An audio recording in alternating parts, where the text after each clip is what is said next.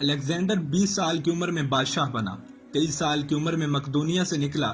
इसने सबसे पहले पूरा यूनान फतह किया। इसके बाद वो तुर्की में दाखिल हुआ, फिर ईरान के दारा को शिकस्त दी, फिर वो शाम पहुंचा, फिर इसने यरूशलेम और बाबल का रुख किया, फिर वो मिस्र पहुंचा, फिर वो हिंदुस्तान आया। हिंदुस्तान में उसने पोरस से जंग लड़ी, अपने जान से अजीज घोड़े की याद में फालिया शहर आबाद किया, मकरान से होता हुआ वापसी का सफर शुरू किया। रास्ते में टाइफाइड में मुब्तला हुआ और 323 कबल मसीह में 33 साल की उम्र में बख्त नसर के महल में इंतकाल कर गया। दुनिया को आज तक बताया गया वो इंसानी तारीख का अजीम जर्नैल, फातेह और बादशाह था, और तारीख ने इसके कारनामों की वजह से इसे अलेक्जेंडर द ग्रेट का नाम दिया और हमने इसे सिकंदर आजम यानी बादशाहों का बादशाह बना दिया। लेकिन आज 21वीं सदी में पूरी दुनिया के मुर्रिखीन के सामने ये सवाल रखता हूँ कि क्या हजरत उमर फारूक रजी अल्लाह ताला अन्हो के होते हुए अलेक्जेंडर को सिकंदर आजम कहलाने का हक हासिल है? मैं दुनिया भर के मुर्रिखीन को सिकंदर आजम और हजरत उमर फारूक रजी अल्लाह ताला अन्हो की फतूहात और कारनामों के मवाजने की दावत देता हूँ। आप भी सोचिए, अलेक्जेंडर बादशाह का बेटा था। इसे दुनिया के बेहतरीन लोगों ने घुड़सवारी सिखाई, इसे अरस्तु जैसे उस्तादों की सोहबत मिली थी, और जब वो 20 साल का हो गया था तो उसे तख्त और ताज पेश कर दिया गया। जबकि इसके मुकाबले में हजरत उमर फारूक रजी अल्लाह ताला अन्हो की 7 पुश्तों में कोई बादशाह नहीं गुजरा था। आप भेड़ बकरियां और ऊंट चराते चराते बड़े हुए थे, और आपने तलवारबाजी और तीर अंदाजी भी किसी एकेडमी से नहीं सीखी थी।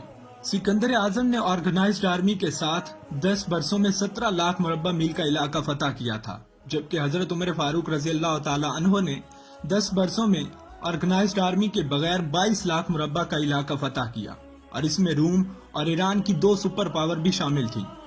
आज के सैटेलाइट, मिसाइल और आबदोजों के दौर में भी दुनिया के किसी हुक्मरान के पास इतनी बड़ी सल्तनत नहीं जो हजरत उमर फारूक रजी अल्लाह ताला अन्हो ने सिर्फ घोड़ों की पीठ पर बैठकर फतह कराई थी, बल्कि इसका इंतजाम और इंसराम भी चलाया था।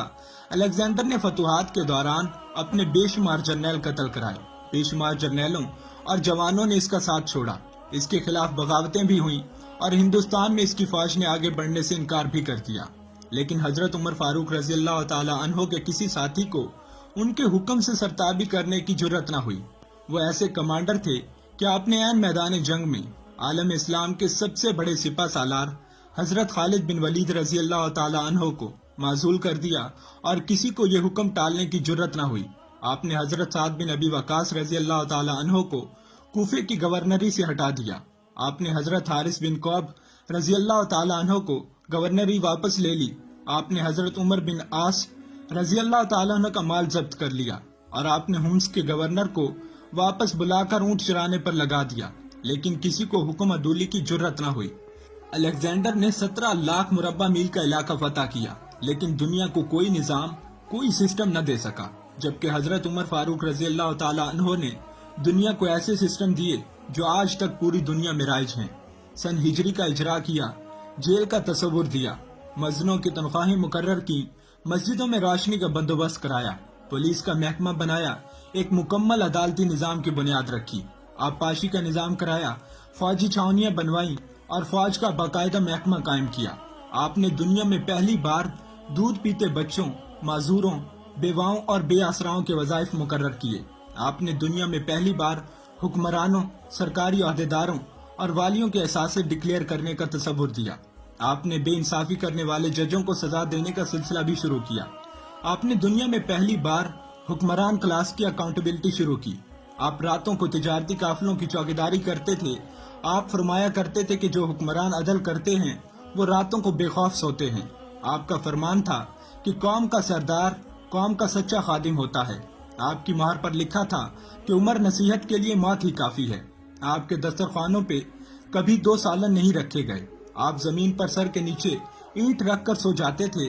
आप सफर के दौरान जहां नींद आ जाती, आप किसी दरख्त पर चादर तान कर साया करते थे और सो जाते थे, और रात को नंगी जमीन पर दराज हो जाते थे। आपके कुर्ते पर 14 पैबंद थे, और उन पैबंदों में एक सुर्ख चमड़े का पैबंद भी था।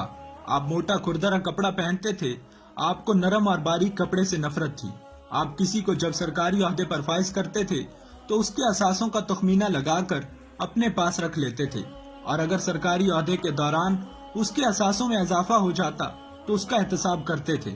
آپ جب کسی کو گورنر بناتے تو اسے نصیحت فرماتے تھے، کبھی ترکی گھوڑے پر نہ بیٹھنا، باریک کپڑے نہ پہننا، چھنا ہوا آٹا نہ کھانا، دربان نہ رکھنا اور کسی فریادی پر دروازہ بند نہ کرنا۔ آپ فرماتے تھے کہ ظالم کو معاف کر دینا مظلوموں پر ظلم ہے۔ آپ کا یہ فکرہ آج انسانی حقوق کے چارٹر کی حیثیت رکھتا ہے۔ مائیں بچوں کو آزاد پیدا کرتی ہیں، تم نے انہیں کب سے غلام بنا لیا؟ فرمایا، میں اکثر سوچتا ہوں اور حیران ہوتا ہوں، عمر بدل کیسے گیا؟ آپ اسلامی دنیا کے پہلے خلیفہ تھے جنہیں امیر المومنین کا خطاب دیا گیا۔ دنیا کے تمام مذاہب کی کوئی نہ کوئی خصوصیت ہے، اسلام کی سب سے بڑی خصوصیت عدل ہے، اور حضرت عمر فاروق رضی اللہ تعالی عنہ وہ شخصیت ہیں جو اس خصوصیت پر پورا اترتے ہیں۔ آپ کے عدل کی وجہ سے عدل دنیا میں عدل فاروقی ہو گیا۔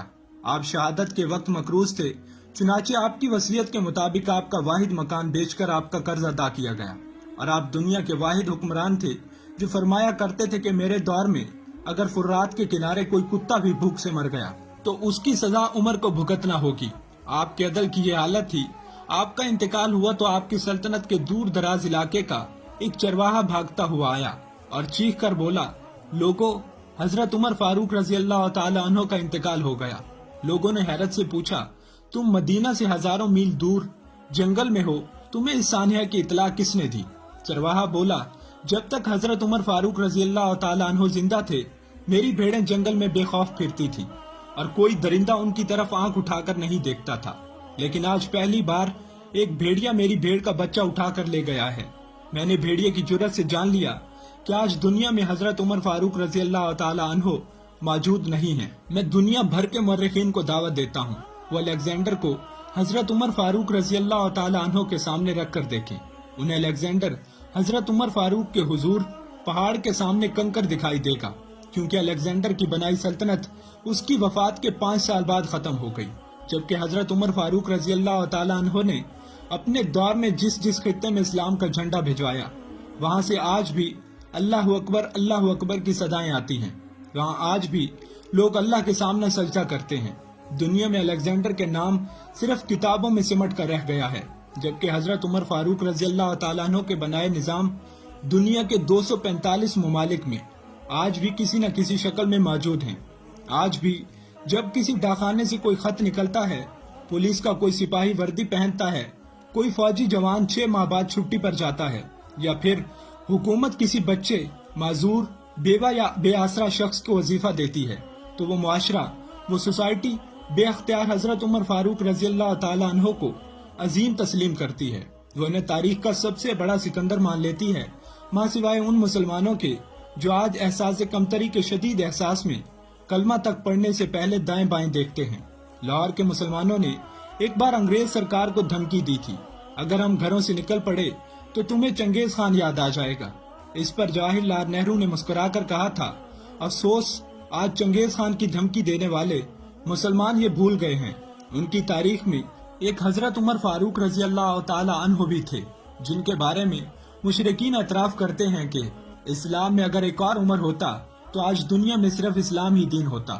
ہم آج بھی بھولے ہوئے ہیں کہ ہم میں ایک حضرت عمر فاروق رضی اللہ تعالی عنہ بھی تھے، جن کے بارے میں رسول اللہ صلی اللہ علیہ وسلم نے فرمایا تھا، میرے بعد اگر کوئی نبی ہوتا تو وہ عمر ہوتا۔